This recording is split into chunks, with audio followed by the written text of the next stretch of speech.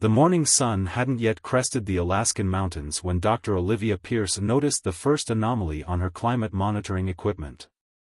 The temperature had dropped 20 degrees in less than an hour, defying every meteorological model she'd developed over her 15 years at the Nordvik research station.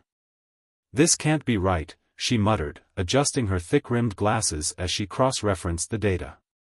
The station's sophisticated equipment had never failed before, and 3 separate sensors were showing the same impossible reading. A localized superfreeze, centered 2 miles north of the station. The emergency phone rang, its harsh buzz cutting through the pre-dawn silence. "Dr. Pierce, you need to see this." The voice belonged to James Rodriguez, the military liaison assigned to the station 6 months ago. His typically calm demeanor had an edge she'd never heard before. Olivia grabbed her heavy Arctic coat and rushed outside. The sight that greeted her stopped her in her tracks. A massive object, roughly the size of a commercial airliner, had carved a mile-long trench through the pristine snow. Steam rose from its crystalline surface, creating an ethereal mist in the dim light. The object wasn't just covered in ice, it seemed to be made of it. "We've got movement," James called out, his hand resting on his sidearm. Through the swirling vapor, a section of the craft's surface began to shift and ripple like liquid mercury. 2 figures emerged, their forms tall and elegant, with skin that seemed to shimmer with an internal frost. Their eyes were the pale blue of glacier ice, and their hair moved as if suspended in water, despite the still air. The taller of the 2 stepped forward, raising empty hands in what appeared to be a universal gesture of peace. "I am Naira," she spoke, her voice carrying an unusual resonance that seemed to make the very air vibrate. "We come seeking asylum from the Great Thaw." James kept his weapon lowered but stayed alert. "The Great Thaw? Our world is dying," the second alien said, introducing herself as Ven. "We have traveled far to find a planet capable of sustaining our species. Your world, it has the perfect conditions." Olivia felt a chill that had nothing to do with the temperature. As a climatologist, she understood better than most the delicate balance of Earth's ecosystems. Perfect conditions for what, exactly? Before either alien could answer, more figures began emerging from the craft. Unlike the first 2, these wore what appeared to be battle armor, constructed of the same crystalline material as their ship. They moved with military precision, establishing a perimeter around the crash site. James stepped closer to Olivia, his training kicking in. "Dr. Pierce, I think we should contact headquarters."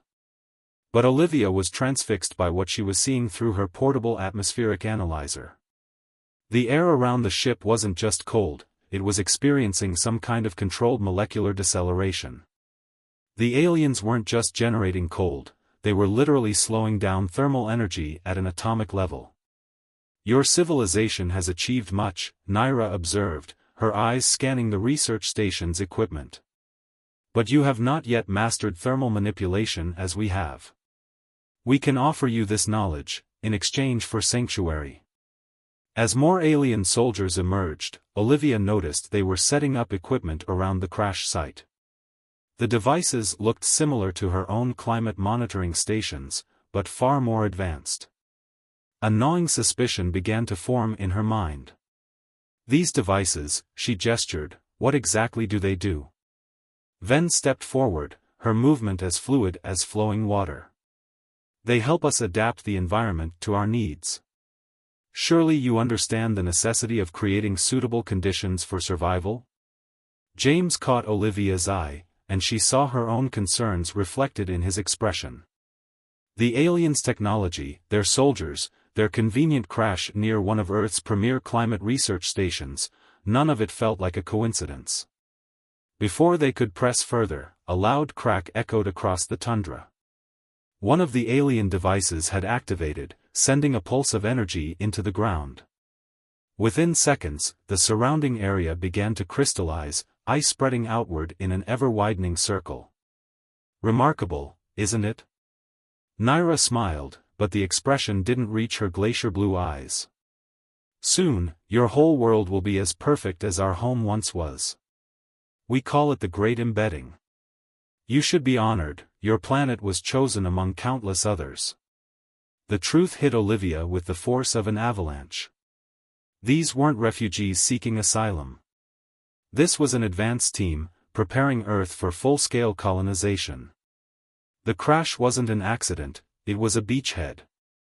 As if reading her thoughts, the alien soldiers began to move, their crystalline armor catching the first rays of dawn.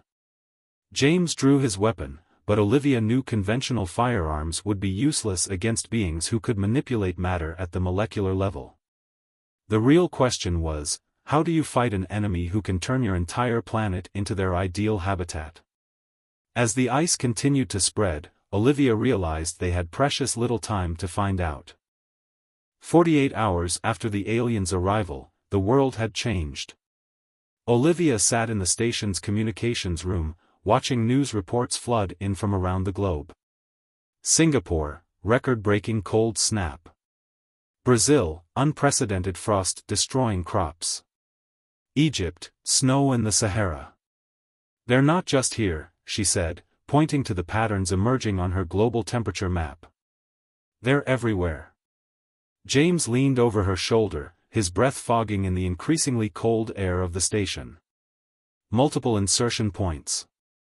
This wasn't a crash landing, it was a coordinated invasion. The door burst open, and technical specialist Richard Foster rushed in, his dark skin covered in a sheen of frost. Dr. Pierce, you need to see this. The energy signature from their devices? It's identical to the Northern Lights, just inverted. Olivia's eyes widened. They're not just cooling the Earth. They're using our own magnetosphere against us. A soft cough from the doorway made them all turn. Naira stood there, her crystalline form seeming to absorb the fluorescent lighting. Impressive deduction, Dr. Pierce. Though I'd expect nothing less from Earth's leading climatologist. How long have you been studying us? Olivia demanded, rising from her chair. Long enough to know your species' potential, and its limitations. Naira glided into the room, followed by 2 guards. Your planet's magnetic field is perfect for our purposes. With the right adjustments, it can create a permanent thermal reduction field. You'll kill billions, Richard protested. We'll save billions more, Ven's voice came from behind Naira. Our own world was lost because we waited too long to act. The Great Thaw consumed everything. We won't let that happen again. James moved subtly, positioning himself between the aliens and his colleagues. There are other solutions. We can help you find another way. Another way? Naira laughed, the sound like breaking icicles. Look at your own civilization. You poison your atmosphere, melt your ice caps, and then argue about whether there's even a problem. We're not just saving ourselves, we're saving you from yourselves. An alarm blared through the station. Richard rushed to the monitoring station. Temperatures dropping worldwide. They're accelerating the process. Olivia watched in horror as her screens showed a cascade of blue spreading across the globe. The aliens' devices weren't just cooling the Earth, they were creating a network, a web of cold that would eventually envelope the entire planet. You should be honored, Ven said, moving to stand beside one of the monitors. Your species will survive, adapted as we have been. The process is already beginning. As if to emphasize her point, Olivia noticed frost forming on her hands, not melting but seeming to sink into her skin. Around her, both James and Richard were experiencing the same phenomenon. The crystalline transformation, Naira explained. Your bodies will adapt, or they will fail. Either way, Earth will become what it must for our survival. James moved with military precision, grabbing Olivia and Richard. Run! They bolted through the door, sealing it behind them. The aliens didn't pursue, they didn't have to. As they raced through the facility, Olivia's mind was racing faster. The Northern Lights connection was key. If the aliens were using Earth's magnetic field, then maybe. The geothermal lab, she gasped as they ran. If we can reverse the polarity of their network. We'll need help, James said, pulling out a satellite phone. A lot of help. They reached the lab, barricading themselves inside. Through the window, Olivia could see more alien ships descending through the aurora-filled sky, their crystalline forms refracting the ethereal light. Richard was already at the computers, his fingers flying over the keyboards. I'm connected to other research stations worldwide. We're not the only ones who've figured it out. Resistance cells are forming. And the transformation? James asked, looking at the frost patterns spreading across his skin. If we can't stop them soon, it won't matter, Olivia said, pulling up schematics of the Earth's magnetic field. We'll either become like them. Or we'll freeze trying to stop them, Richard finished, his determination matching her own. Outside, the temperature continued to plummet, and the sky filled with more alien ships. But for the first time since this began, Olivia felt a spark of hope. The aliens had chosen Earth for its magnetic field, but that same field might be the key to their defeat. They had the beginnings of a plan. Now they just needed time. As the frost crept up the walls and their breath crystallized in the air, Olivia prayed they had enough of it left. The transformation was getting worse. 2 weeks into the invasion, Olivia watched as crystalline patterns spread across her forearm, beautiful and terrible. The same changes were happening to everyone who survived the initial temperature drop. Half the world's population was already showing signs of adaptation, while the other half, she tried not to think about the death toll. The latest data from Moscow, Richard said, his own skin shimming with frost patterns. He'd been coordinating with the international resistance network they'd cobbled together. Dr. Petrov thinks he's found something in their technology. A weakness. James entered the underground bunker they'd established beneath the research station, brushing snow from his tactical gear. Better be good news. We just lost contact with the Sydney team. The bunker was one of hundreds worldwide, each working to understand and counter the alien technology. They'd discovered that deep underground, the crystalline transformation progressed more slowly. Something about the Earth's core heat seemed to resist the aliens' influence. It's about their hierarchy, Richard explained, pulling up complex data streams on their jury-rigged computers. They're not just a military force, they're connected. Like a crystalline hive mind. That tracks with what our new ally told us, James said, nodding to the figure emerging from the shadows. Lysandra stepped into the light, her alien features softened by concern. She'd defected 3 days ago, claiming that not all of her people supported the invasion. The crystalline patterns on her skin were different from the others, more organic, less rigid. My people were not always like this, she said, her voice carrying that strange resonance all her kind shared. The Great Thaw didn't just destroy our world, it changed us.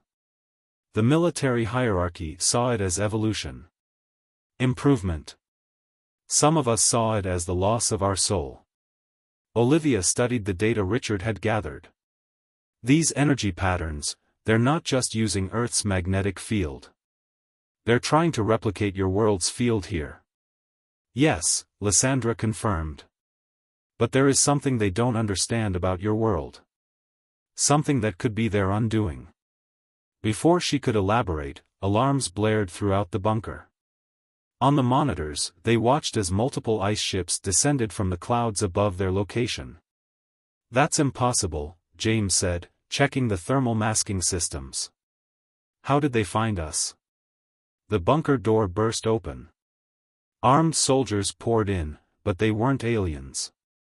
They were human, their skin covered in advanced-stage crystalline patterns.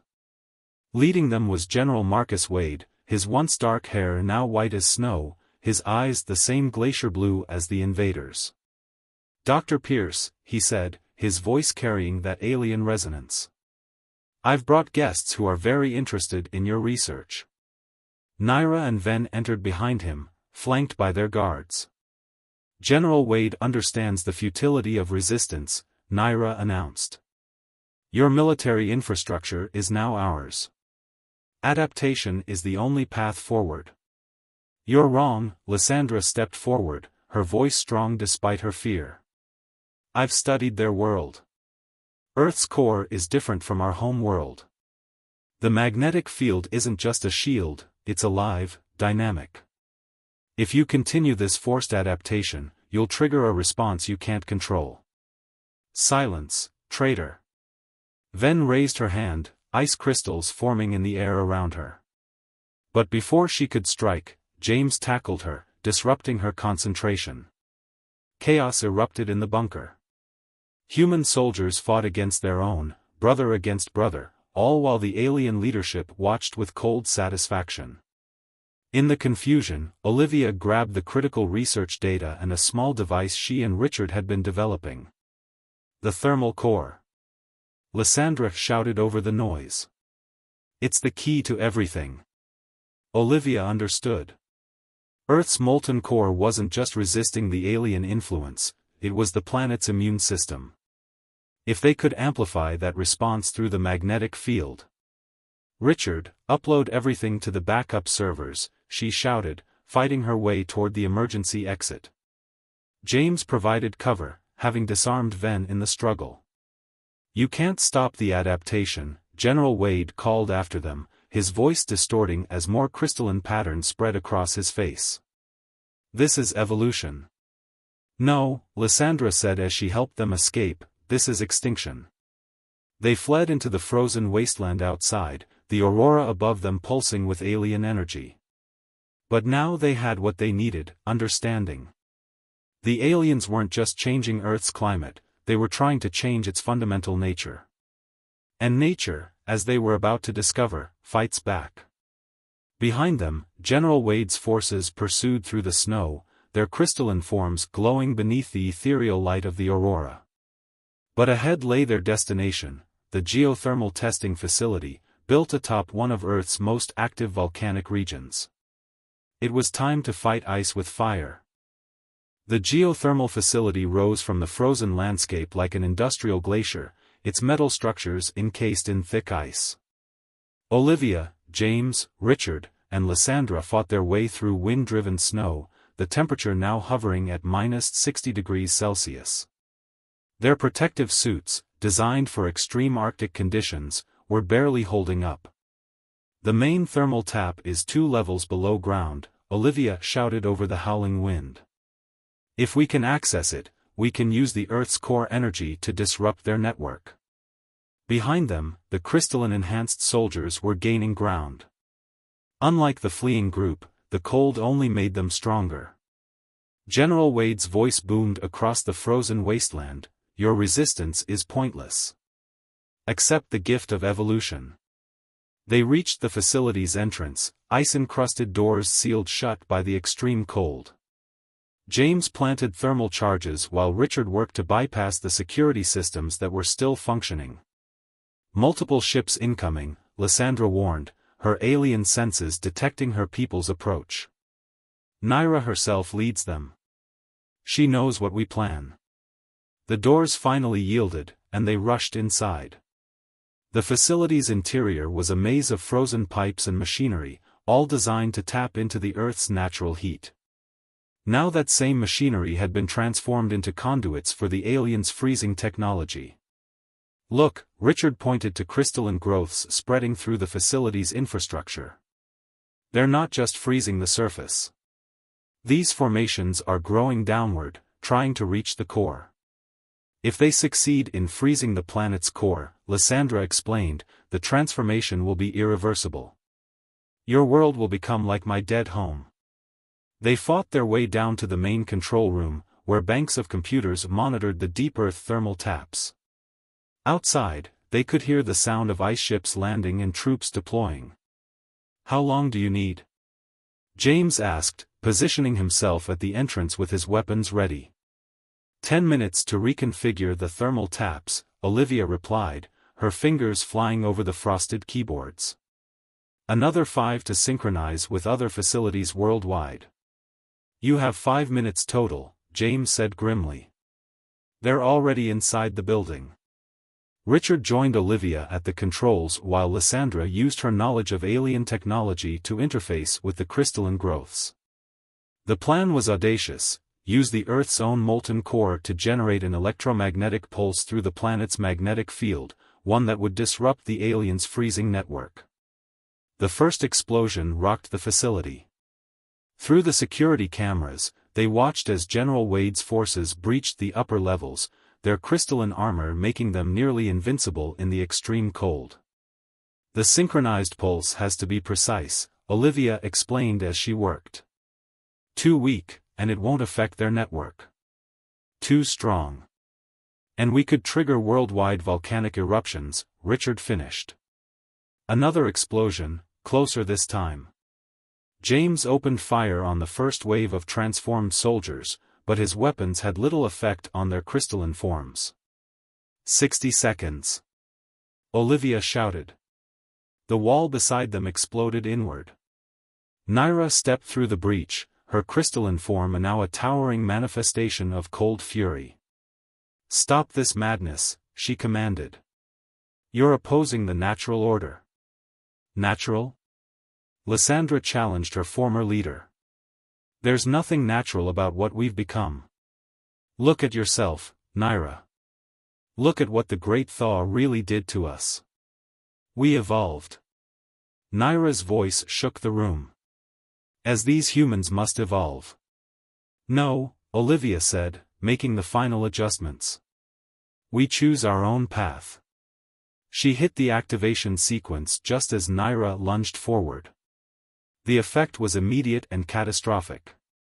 The facility's thermal taps, connected to similar installations worldwide, began channeling the Earth's core heat directly into the planet's magnetic field. The alien network, designed to conduct cold, suddenly found itself overwhelmed with thermal energy. The crystalline formations began to vibrate, then crack. Naira screamed, her perfect crystalline form showing fissures. What have you done? General Wade demanded, stumbling into the room as his own crystalline enhancements began to fail. Through the facility's remaining monitors, they watched as the effect spread globally. The alien ships, dependent on their freezing technology, began falling from the sky. The eternal winter that had gripped the Earth started to retreat. But victory came with a price. The thermal backlash was affecting everyone who had begun the crystalline transformation, including Richard, whose skin was now cracking like thin ice. He needs help. Olivia cried, catching her friend as he collapsed. The transformation can be reversed, Lysandra said quickly, but only if we act fast. My people's medical knowledge. An even larger explosion cut off her words. The facility's structure, stressed by the extreme temperature fluctuations, was beginning to collapse. We're not done, James shouted over the chaos. Look! Through the broken wall, they could see more ice ships descending. The alien network might be disrupted, but the invasion wasn't over. And now, they had to save not only Earth but everyone caught between human and crystalline form, including their own friend. The geothermal facility was collapsing around them. Richard's crystalline form was deteriorating rapidly, pieces of frost-white skin flaking away like spring ice. Through the facility's remaining windows, they could see the new wave of alien ships taking position above them, their crystalline forms refracting the aurora's light into thousands of deadly prisms. We need to get him to my ship, Lysandra said urgently, supporting Richard's failing body. Our medical bay contains stasis technology that can halt the deterioration. Your ship? James asked, weapon still trained on the doorway where General Wade and his forces had fallen back, their own transformations breaking down. Hidden in the mountains, she explained. Not all of us came in warships. Olivia was already checking the facility's readings. The thermal pulse worked, their freezing network is shattered. But these new ships. They're not just warships, Lysandra said grimly. They're terraforming engines. Naira's final solution. If she can't control Earth through the magnetic field, she'll flash freeze the entire planet at once. The building shook again as the alien ships moved into position. Through their fracturing crystalline forms, Wade and his soldiers were retreating, likely heading for the alien medical facilities themselves. Naira was nowhere to be seen. The mountains are 3 miles away, James calculated. We'll never make it on foot. We don't have to. Olivia pointed to the facility's maintenance bay. The thermal survey vehicles. They're designed for extreme conditions. They fought their way through the crumbling facility, carrying Richard between them. His breathing was getting shallower, the crystalline patterns that had seemed so beautiful now turning dull and gray.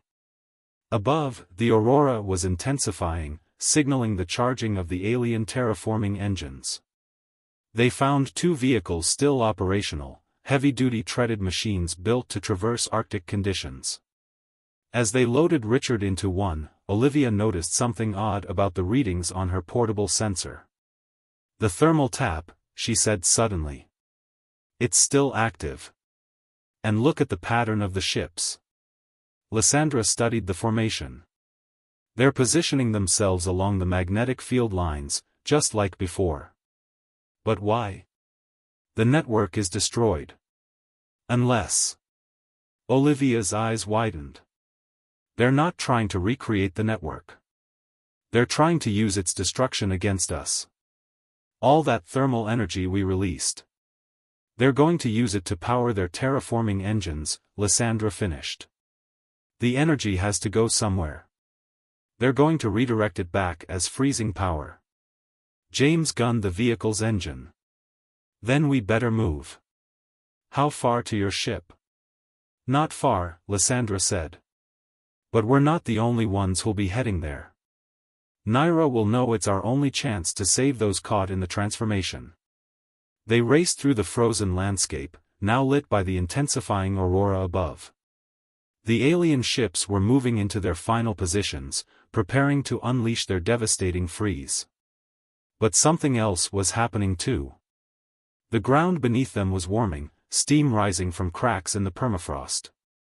The thermal pulse, Olivia realized.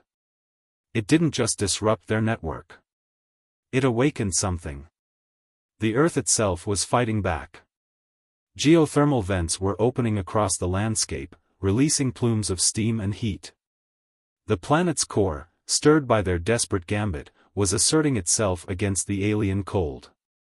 They reached the mountain pass where Lysandra's ship lay hidden just as the alien terraforming engines began their sequence. The sky turned an impossible shade of blue-white, and the air itself began to crystallize. "Get Richard inside," Lysandra commanded, opening her ship's hidden bay. "The stasis chamber will protect him." But as they moved to enter, a familiar voice rang out. "You've lost." Naira emerged from the swirling steam, her crystalline form cracked but reforming. "Your world will freeze. Evolution demands it." "Evolution?" Lysandra challenged. "Look around you, Naira. Look what we've become. This isn't evolution, it's desperation. We've forgotten who we were in our fear of the Great Thaw." "The Great Thaw wasn't just a disaster," Olivia added, the pieces finally falling into place. "It was your world's way of changing naturally. But you fought it, forcing an unnatural adaptation. And now you're doing the same to Earth." Above them, the terraforming engines reached full power. But something unexpected was happening. The thermal energy from Earth's core, instead of being redirected, was creating a resonance pattern with the ship's crystalline structure.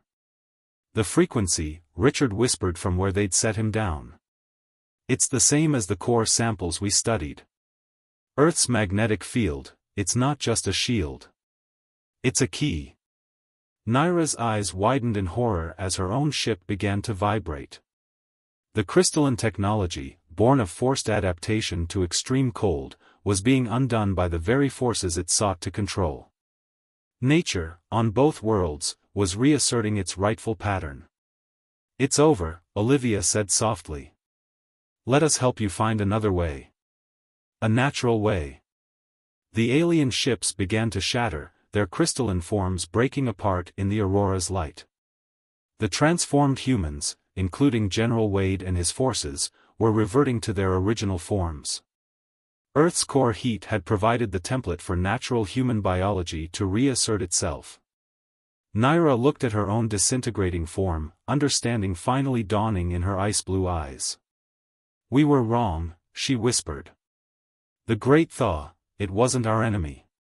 It was our chance to grow naturally. And we ran from it." In the days that followed, Earth began to heal. The alien technology, dependent on artificial cold, broke down completely. Those who had been transformed returned to normal, their bodies guided back to human form by Earth's own electromagnetic field. Richard, saved by Lyssandra's medical technology, led the effort to help others through the transition. The remaining aliens, humbled by their defeat, accepted Earth's offer of sanctuary, not as conquerors, but as refugees who would learn to adapt naturally to their new home. Lyssandra's faction helped bridge the gap between the two species, sharing their knowledge while learning to embrace change rather than force it.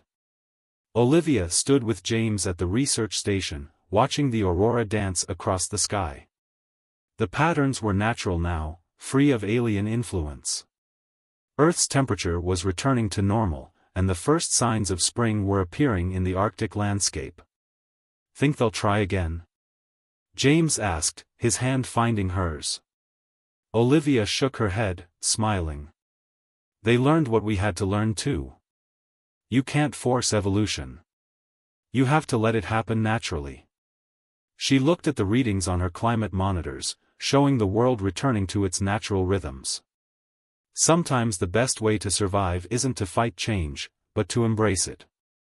Above them, the aurora shimmered, a reminder that some forces were meant to remain wild and free. Earth had faced its greatest challenge not through superior firepower or technology, but by remaining true to its nature. And in doing so, it had not only saved humanity but had shown their would-be conquerors a better way forward. The age of ice was over. The natural thaw had begun.